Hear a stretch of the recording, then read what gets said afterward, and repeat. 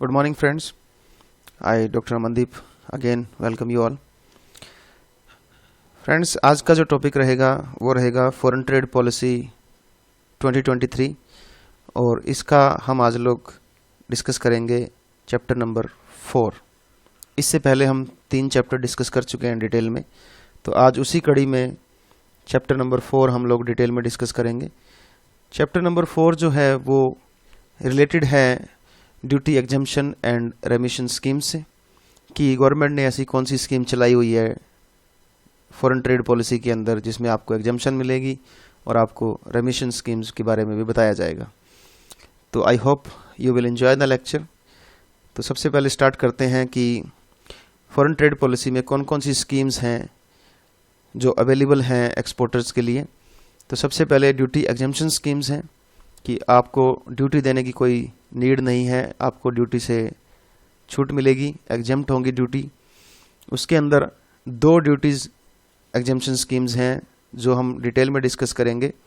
First is advance authorisation scheme and second is duty free import authorisation.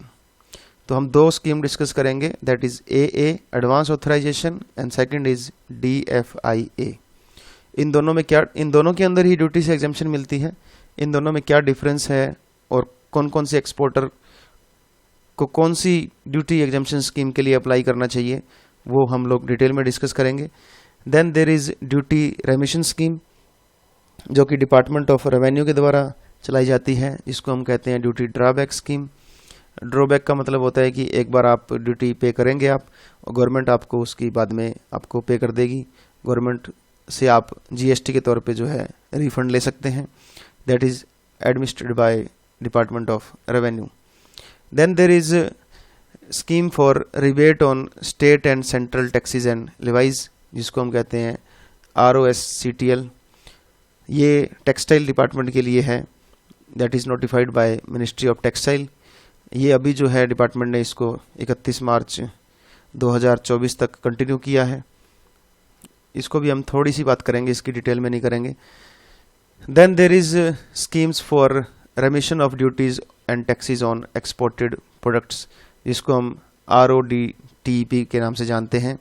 पहले इसको पिछली जो फॉरेन ट्रेड पॉलिसी थी उसके अंदर इसको MEIS के नाम से जाना जाता था। इसका पूरा नाम था marketing of export incentive schemes. तो अब इसका नाम बदल करके डिपार्टमेंट ने RODTEP कर दिया है 31 दिसंबर 2020 के बाद। तो ये 4 हमारी ड्यूटी एग्जम्पशन स्कीम्स हैं, या जिसको हम कह सकते हैं कि 2 हमारी ड्यूटी एग्जम्पशन स्कीम्स हैं, एक ड्यूटी रेमिशन स्कीम है और एक हमारा ROSCTL है और एक RODTEP है। सो ये जो RODTEP है ये भी डिपार्टमेंट ऑफ रेवेन्यू के द्वारा एडमिनिस्टर्ड है एंड डिपार्टमेंट ऑफ कॉमर्स इसको नोटिफाई करता है। इसको भी डिटेल में हम देखेंगे। तो सबसे पहले हम लोग डिस्कस करेंगे एडवांस ऑथराइजेशन स्कीम, जो कि आपकी स्कीम है ड्यूटी एग्जम्पशन स्कीम है। ड्यूटी एग्जम्पशन स्कीम के अंदर सबसे पहली स्कीम हम डिस्कस कर रहे हैं एडवांस ऑथराइजेशन, जिसको हम कहते हैं एडवांस लाइसेंस स्कीम भी बोलते हैं, कि आपको एक लाइसेंस लेना पड़ेगा, एडवांस में आपको लाइसेंस मिल जाएगा, तो आपको ड्यूटी पे करने की कोई नीड नहीं रहेगी। तो एडवांस ऑथराइजेशन क्या है कि आपने बाहर से कोई भी जो इनपुट मंगाना है, कोई रॉ मटेरियल मंगवाना है, उसको आप ड्यूटी फ्री इंपोर्ट कर सकते हैं। मान लो आपने एक शर्ट यहाँ पे बनानी है जिसको आप वापस एक्सपोर्ट करोगे, तो ये जो शर्ट आप बना रहे हो इसके लिए जो आप रॉ मटेरियल लेके आओगे, जो इसका जो कपड़ा आएगा वो आप बाहर से मंगवा रहे हो, और गवर्नमेंट को आप कह रहे हो कि मैं ये जो कपड़ा है इसे शर्ट बनाऊंगा और शर्ट बना करके इसको बाहर दोबारा बेचूंगा। तो आपको इस रॉ मटेरियल के ऊपर कोई भी ड्यूटी जो है वो देने की ज़रूरत नहीं है। So that is a very important point. तो इसके साथ साथ अगर इस कपड़े को बनाने में, शर्ट को बनाने में अगर आप थोड़ी बहुत जो और चीज़ें हैं वो भी अगर यूज़ कर रहे हो, इसके अलावा मान लो आप कोई मशीन मंगवाते हो बाहर से, उसका कोई रॉ मटेरियल अगर आ रहा है तो उसके साथ जो फ्यूल होता है, जो ऑयल है, या कोई और कैटलिस्ट जो छोटी छोटी चीज़ें यूज हो रही हैं, वो भी अगर आप इसकी प्रोडक्शन की प्रोसेस में यूज करते हो, that may also be allowed. तो सबसे मेन बात यह है कि अगर आप कोई भी रॉ मटेरियल बाहर से इंपोर्ट करते हो तो उसके ऊपर कुछ ड्यूटीज होती हैं, वो आपको ड्यूटी नहीं देनी पड़ेगी। गवर्नमेंट चाहती है कि आप एक्सपोर्ट करें, एक्सपोर्ट करेंगे तो गवर्नमेंट को डॉलर मिलेंगे, डॉलर से हमारे देश की गाड़ी चलती है, हमें बहुत सारी ज़रूरत होती है डॉलर पे करने की। तो इसके साथ साथ आप फ्यूल है, ऑयल है या कोई और छोटी मोटी चीज़ जो इसके साथ कंज्यूम करेंगे वो भी आपको अलाउड होगी। That is a very important point. दूसरा, किस बेस पे आपको ये एडवांस ऑथराइजेशन मिल जाएगा, ये लाइसेंस मिल जाएगा कि आप बाहर से प्रोडक्ट रॉ मटेरियल मंगवा सकते हो। कुछ बेसिस हैं। सबसे पहला, एक स्टैंडर्ड इनपुट आउटपुट नॉर्म होता है जिसको हम सियोन बोलते हैं, जो कि DGFT डिसाइड करती है। ऐसे लगभग 11,000 प्रोडक्ट हैं जिनके ऊपर standard input output norm decide किए हुए हैं DGFT ने। तो रॉ मटेरियल जो है वो आप इस स्टैंडर्ड इनपुट आउटपुट नॉर्म के अकॉर्डिंगली ला सकते हो। रॉ मटेरियल जो है वो आप डोमेस्टिक मार्केट से भी ले सकते हो और फिर बाद में उसको अप्लाई कर सकते हो ड्यूटी फ्री के लिए। इसको हम बोलते हैं इनवैलिडेशन लेटर के थ्रू। इनवैलिडेशन लेटर जो है वो आपको इशू किया जाएगा और उसके बेस पे आप डोमेस्टिक मार्केट से भी माल उठा सकते हैं और आपको इसकी जो ड्यूटी फ्री है वो उसका ऑप्शन मिल जाएगा। तो सबसे पहला आपको एडवांस ऑथराइजेशन है वो सियोन के अकॉर्डिंग मिल जाएगा। दूसरा जो आपको है, अगर आपका जो प्रोडक्ट है वो सियोन में नहीं आता है और आप कोई ऐसा इनपुट डालना चाह रहे हैं जो स्टैंडर्ड इनपुट आउटपुट नॉर्म के अकॉर्डिंगली नहीं है, तो आप सेल्फ डिक्लेरेशन बेसिस के ऊपर भी इनपुट के ऊपर ड्यूटी फ्री का ऑप्शन ले सकते हैं। अब अगर बात करें स्पाइसेस की, उससे पहले एक बात मैं और बता दूं कि इसी के अंदर एक पॉइंट और भी होता है कि अगर मान लो आप कोई ऐसा कंपोनेंट ले रहे हैं बाहर से जो एज इट इज़ लग जाएगा प्रोडक्ट के अंदर, तो उसके ऊपर उसको हम बोलते हैं नेट टू नेट। वो ऑप्शन भी आपके पास अवेलेबल रहता है, उसको भी आप as a duty free import मंगवा सकते हैं। तो 3 ऑप्शन है आपके पास। पहला, स्टैंडर्ड इनपुट आउटपुट नॉर्म के अकॉर्डिंग। दूसरा जो है दोस्तों वो है सेल्फ डिक्लेरेशन बेसिस पे। और तीसरा जो है नेट टू नेट, अगर आपने कोई कंपोनेंट मंगवाना है जो एज इट इज़ उस प्रोडक्ट में लग जाएगा, जिसके ऊपर कोई वेस्टेज नहीं होगी, तो वो भी आप ड्यूटी फ्री इंपोर्ट के लिए अप्लाई कर सकते हैं उस प्रोडक्ट के लिए। अब बात आती है स्पाइसेस की। अगर बात करें तो अगर कोई स्पाइसेस आपने बाहर से इंपोर्ट की है और उसको आप थोड़ा सा उसके अंदर चेंजेस करके दोबारा एक्सपोर्ट करोगे, तो ये जो आपने बाहर से स्पाइसेस मंगवाई है इसके इंपोर्ट के ऊपर भी आपको ड्यूटी फ्री मिल जाएगा ऑप्शन। अब इसके लिए क्या होता है, ये जो है चैप्टर 9 के अंदर आपको मिलेगा। ये सिर्फ इन एक्टिविटीज़ के लिए अलाउड है अगर आप क्रशिंग, ग्राइंडिंग और स्टेरिलाइजेशन और ऑयल का अगर मैन्युफैक्चर करते हैं या फिर उसका कोई काढ़ा निकालते हैं, जैसे काली मिर्च का कोई काढ़ा निकाल रहे हो आप, तेल बना रहे हो, तो इनके लिए अलाउड है। सिंपली क्लीनिंग, ग्रेडिंग और रीपैकिंग के लिए आपको ड्यूटी फ्री का ऑप्शन नहीं मिलेगा। तो आपको बाहर से अगर आप कोई मसाले मंगवाते हो तो आपको उसको क्रश करना पड़ेगा, ग्राइंड करना पड़ेगा या स्टेरिलाइज करना पड़ेगा, तभी आप इसके लिए अप्लाई कर सकते हैं। देन एप्लीकेंट कौन एलिजिबल है एक्सपोर्ट करने के लिए या सप्लाई करने के लिए? एडवांस ऑथराइजेशन जो है वो मैन्युफैक्चरर एक्सपोर्टर को मिल जाएगा और मर्चेंट एक्सपोर्टर जो मेन एक्सपोर्टर की मदद करने के लिए या एक्सपोर्ट करने के लिए आपने अपॉइंट कर रखा है उसको भी मिल जाएगा। तो इन दोनों को अधिकार है कि वो एडवांस ऑथराइजेशन के लिए अप्लाई कर सकते हैं। दूसरा, एडवांस ऑथराइजेशन जो है आपको इशू किया जाएगा फिजिकल एक्सपोर्ट के लिए। फिजिकल एक्सपोर्ट का मतलब है कि आपको उस प्रोडक्ट के अंदर जिसके लिए आपने इनपुट लिया है वो इनपुट आपको फाइनल प्रोडक्ट के अंदर डालना होगा और वो प्रोडक्ट आपको एक्सपोर्ट भी करना पड़ेगा। तो आपको एक्सपोर्ट करना पड़ेगा, चाहे वो आप एक्सपोर्ट सहज को भी कर सकते हैं, तब भी आप एलिजिबल होंगे। दूसरा, इंटरमीडिएट सप्लाई जो आप किसी और मैन्युफैक्चरर को दे रहे हैं जो इसी एक्सपोर्ट के काम में लगा हुआ है, वो भी आप एलिजिबल होंगे। डीम्ड एक्सपोर्ट भी इसी में आएगा, इसी में थर्ड पॉइंट है डीम्ड एक्सपोर्ट। आगे एक चैप्टर है डीम्ड एक्सपोर्ट। अगर आपने एक्सपोर्ट किया है DTA एरिया में, तो वो भी एक्सपोर्ट माना जाएगा। Then there is self ratification scheme. ये स्कीम क्या है कि जो आप आइटम, जो इनपुट आप या जो रॉ मटेरियल आप बाहर से मंगवा रहे हो और जिस रॉ मटेरियल के ऊपर आप ड्यूटी फ्री करवाना चाहते हो, ड्यूटी नहीं पे करना चाहते, अगर वो रॉ मटेरियल आपका स्टैंडर्ड इनपुट आउटपुट नॉर्म के अंदर नहीं आता है, तो फिर आप सेल्फ डिक्लेरेशन बेसिस के ऊपर जो है गवर्नमेंट को दे सकते हो भर करके कि मैं इतनी इतनी आइटम का यूज़ करूँगा और मुझे इसके ऊपर जो ड्यूटी है उससे फ्री किया जाए।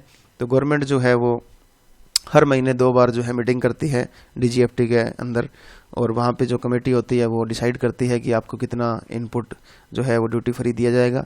तो that is called as self ratification scheme या सेल्फ डिक्लेरेशन स्कीम।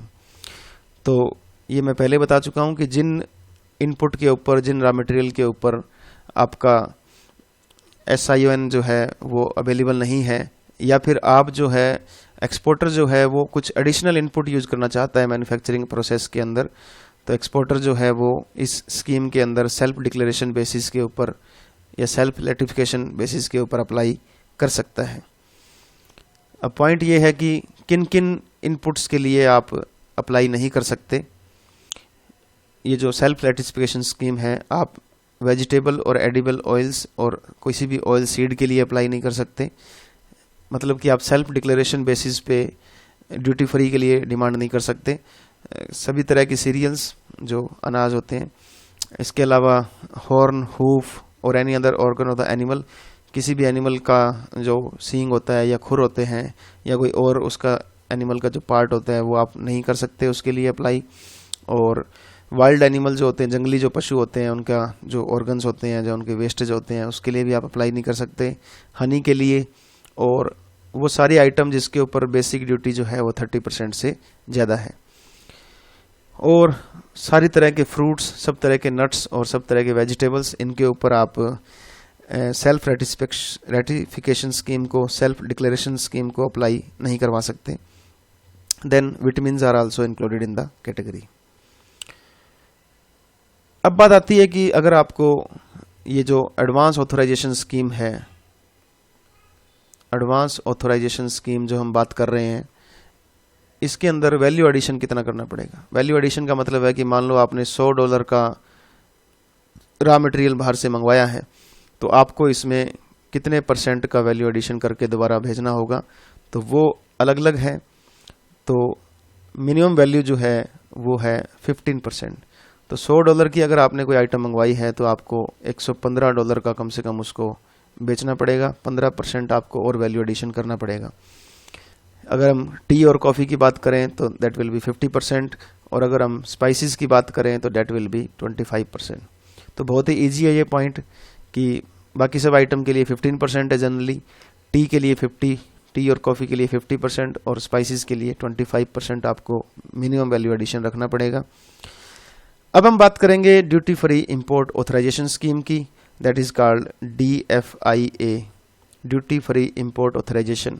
ये भी एडवांस ऑथराइजेशन की तरह एक ड्यूटी एग्जेम्पशन स्कीम है, बट इसमें कुछ फ़र्क है। सबसे पहला फ़र्क तो ये है कि ड्यूटी फ्री इंपोर्ट ऑथराइजेशन जो है वो ड्यूटी फ्री इंपोर्ट आपको इनपुट्स पे मिल जाएगा जिस तरह एडवांस ऑथराइजेशन में मिलता है।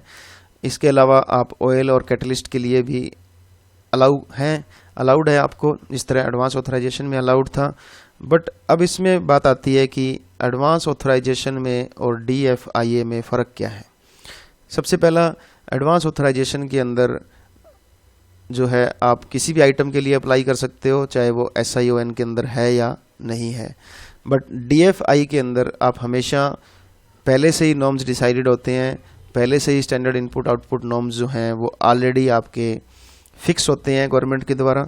तो अगर आप किसी ऐसे प्रोडक्ट को डिमांड कर रहे हो ड्यूटी फ्री के लिए, तो आपको अगर वो SOIN के अंदर ऑलरेडी फिक्स है तो फिर आप DFIA में जाएंगे, अदरवाइज आप एडवांस ऑथराइजेशन में जाएंगे। अगर वैल्यू एडिशन की बात करें तो एडवांस ऑथराइजेशन में वैल्यू एडिशन 15% होता है, जबकि DFI में वो 20% होता है। अगर हम एक्सपोर्ट ऑब्लिगेशन की बात करें तो आप एक्सपोर्ट करने से पहले भी अप्लाई कर सकते हैं, आपको पहले ही अप्लाई करना होगा। जबकि DFI के अंदर आप एक्सपोर्ट करने के बाद परमिशन लेने से पहले, आपने परमिशन नहीं ली है, आपने एक्सपोर्ट कर दिया है, एक्सपोर्ट करने के बाद भी आप अप्लाई कर सकते हैं, आपको छूट मिल जाएगी। बट एडवांस ऑथराइजेशन में ऐसा नहीं होता, आपको पहले एप्लीकेशन डालनी होती है, आपको पहले लाइसेंस लेना होता है, फिर आपको वो जा कर के छूट मिलेगी। इसकी वैलिडिटी पीरियड की अगर बात करें तो एडवांस ऑथराइजेशन जो है, एडवांस ऑथराइजेशन और DFIA में हम वैलिडिटी की बात करें तो ये आपने जिस दिन एप्लीकेशन डाली थी उसके 12 महीने के अंदर अंदर आपको वैलिड रहती है वो एप्लीकेशन। यहाँ पे भी 12 महीने तक वैलिड रहती है। अगर हम एक्सपोर्ट ऑब्लिगेशन की बात करें तो 18 महीने के अंदर अंदर आपको एक्सपोर्ट करना होता है, जबकि DFI में आपको 12 महीने के अंदर अंदर एक्सपोर्ट करना होता है। एक सबसे खास बात यह है कि DFI के अंदर जो आपको इनपुट के ऊपर जो ड्यूटी फ्री की गई है उसको आप ट्रांसफ़र भी कर सकते हो, जबकि एडवांस ऑथराइजेशन में ऐसा नहीं है। तो मैंने आपको डिफरेंस बता दिए हैं कि DFIA और एडवांस ऑथराइजेशन में क्या डिफरेंस है। इसके अंदर भी ड्यूटी फ्री होगी और टायर का आप इंपोर्ट नहीं कर सकते DFI स्कीम के अंदर, ये क्लियर कट दिया हुआ है। ड्यूटीज़ कौन कौन सी एग्जाम्प्ट होंगी? अगर हम DFIA की बात करें तो DFIA के अंदर सिर्फ एक बेसिक कस्टम ड्यूटी ही माफ़ होती है, सिर्फ एक बेसिक कस्टम ड्यूटी ही माफ़ होती है। और अगर हम बात करें एडवांस ऑथराइजेशन की तो एडवांस ऑथराइजेशन के अंदर आपकी बेसिक कस्टम ड्यूटी, इसके अलावा एंटी डंपिंग ड्यूटी ये भी माफ़ हो जाती है। कुछ और ड्यूटीज़ भी होती हैं जो आपकी माफ़ हो जाती हैं, जबकि DFI के अंदर सिर्फ एक ही ड्यूटी माफ़ होती है, that is basic custom duty. अब एक बात आती है कि drawback as per rate determined जो फिक्स हैं कस्टम के द्वारा वो भी आप अवेलेबल हैं। क्या होता है कि ड्रॉबैक का क्या मतलब है कि मान लो आपने बाहर से रॉ मटेरियल मंगवाया है, वो था 50 kg आपको रिक्वायर्ड था, बट जब आप एक्चुअल में प्रोडक्शन करने लगे तो आपको लगा कि 52 kg रॉ मटेरियल चाहिए जो आपने बाहर से मंगवाया है। तो अब ये जो 50 किलो आपने रॉ मटेरियल बाहर से मंगवाया है इसके ऊपर तो आपको ड्यूटी फ्री हो जाएगा, गवर्नमेंट आपको छूट दे रही है। बट अब आपको 2 kg रॉ मटेरियल और चाहिए, तो आपने क्या किया, लोकल मार्केट से वो 2 kg अपने किसी पड़ोसी मैन्युफैक्चरर से ले लिया। तो गवर्नमेंट क्या कहती है कि क्या अब आपको इसके ऊपर ड्यूटी फ्री होगा या नहीं होगा?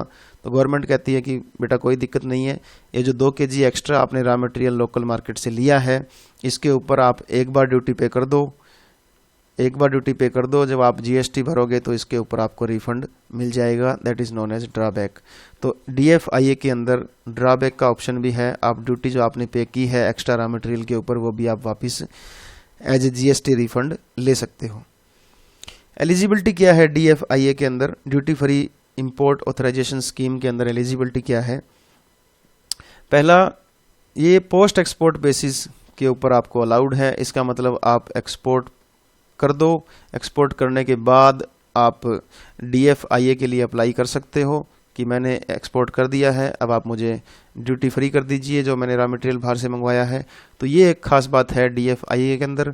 एडवांस ऑथराइजेशन में ऐसा ऑप्शन नहीं है। एडवांस ऑथराइजेशन में आपको पहले एप्लीकेशन अप्लाई करनी होगी, नंबर लेना होगा, फिर आप ड्यूटी फ्री के लिए अप्लाई कर सकते हो। बट इसके अंदर आप पोस्ट एक्सपोर्ट बेसिस पे आप अप्लाई करोगे और ये इन्हीं आइटम्स के ऊपर अप्लाई होगा जहाँ पे स्टैंडर्ड इनपुट आउटपुट नॉर्म जो है वो नोटिफाइड हैं या फिक्स्ड किए हुए हैं।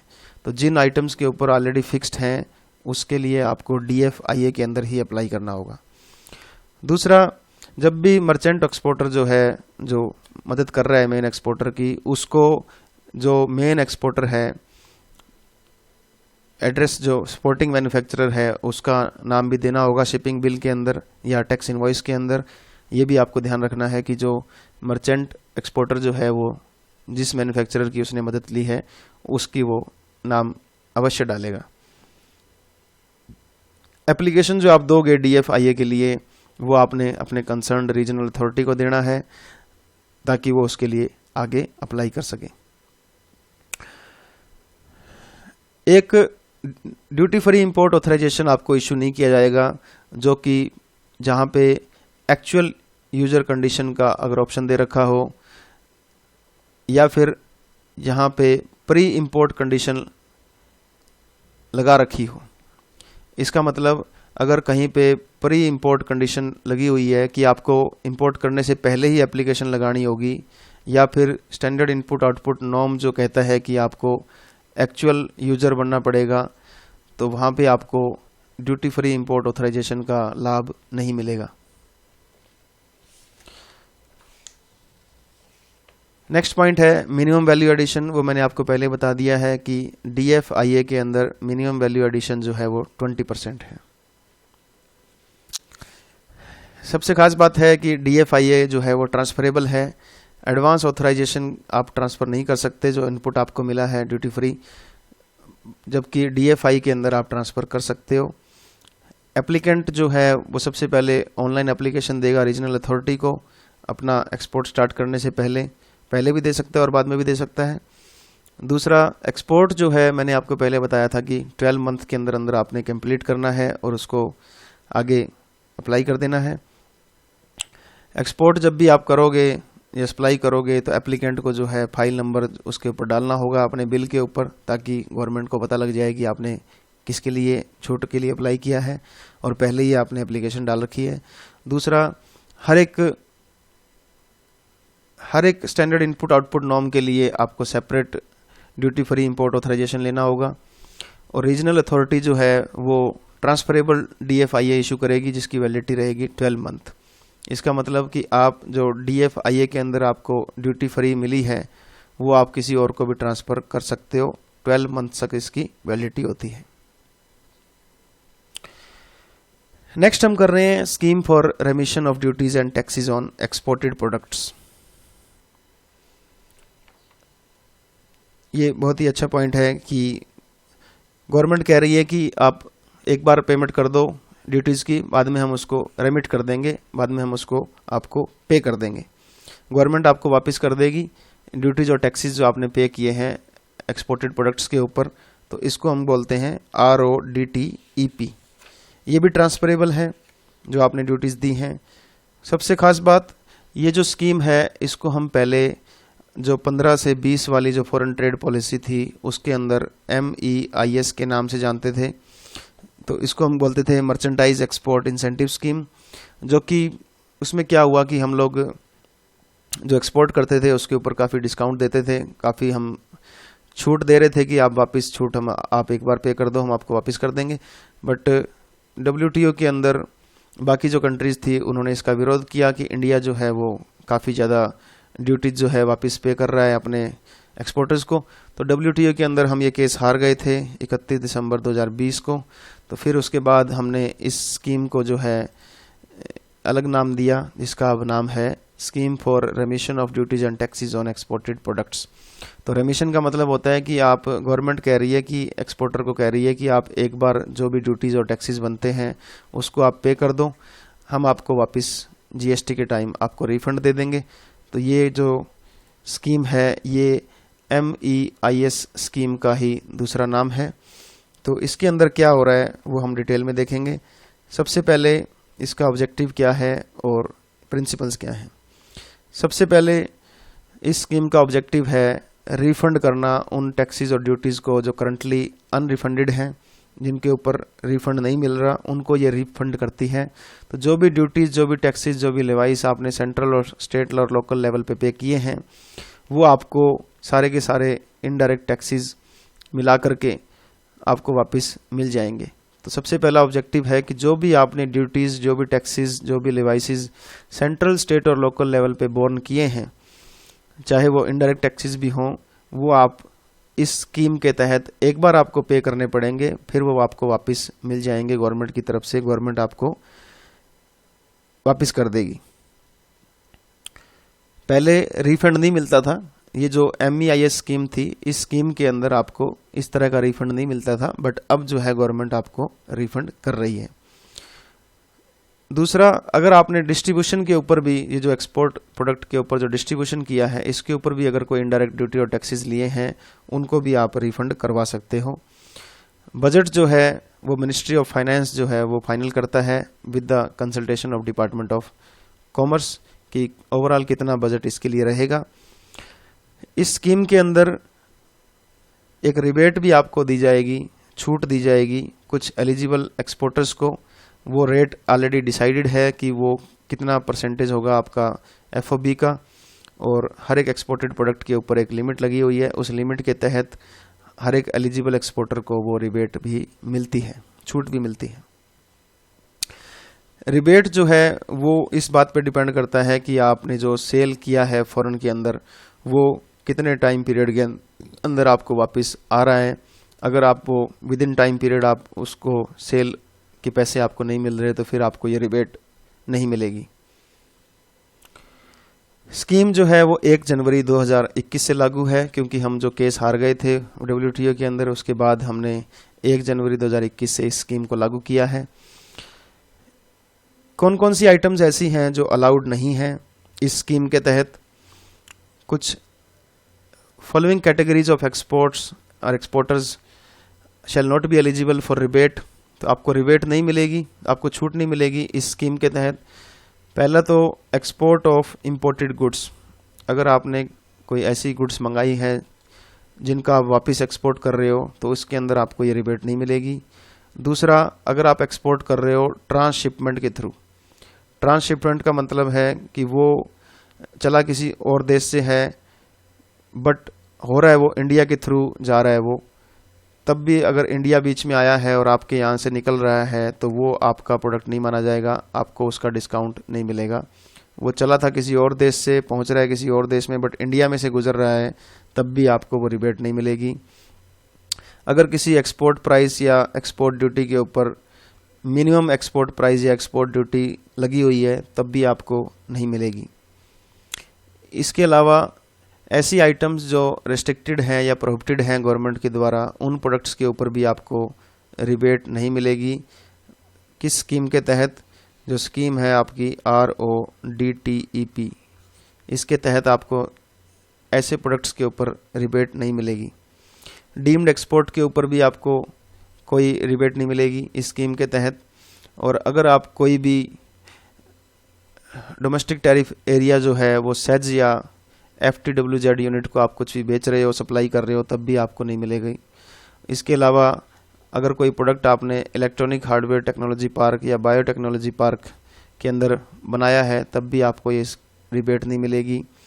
ऐसे प्रोडक्ट जो ऐसी कोई भी यूनिट के अंदर आप बना रहे हो जिसको हम EPG, सेज या FTG कहते हैं, इसके अंदर अगर आपने कोई भी प्रोडक्ट मैन्युफैक्चर या एक्सपोर्ट किया है तब भी आपको रिबेट नहीं मिलेगी इस स्कीम के तहत। रिबेट का नेचर क्या होगा? आपको ये जो रिबेट मिलेगी इससे आप बेसिक कस्टम ड्यूटी जो है पे कर सकते हो। बेसिक कस्टम ड्यूटी जो है आप इस रिबेट के बदले में पे कर सकते हो। आज हमने चैप्टर नंबर 4 किया है, जिसके अंदर हमने स्कीम्स की हैं कि क्या क्या स्कीम्स अवेलेबल हैं फॉरेन ट्रेड पॉलिसी 2023 में। तो मैंने आपको बताया कि ड्यूटी एग्जम्पशन स्कीम्स जो हैं वो 2 हैं। 2 ड्यूटी एग्जम्पशन स्कीम है। पहला है एडवांस ऑथराइजेशन और दूसरा है DFIA। इसका डिफरेंस मैंने आपको बता दिया है।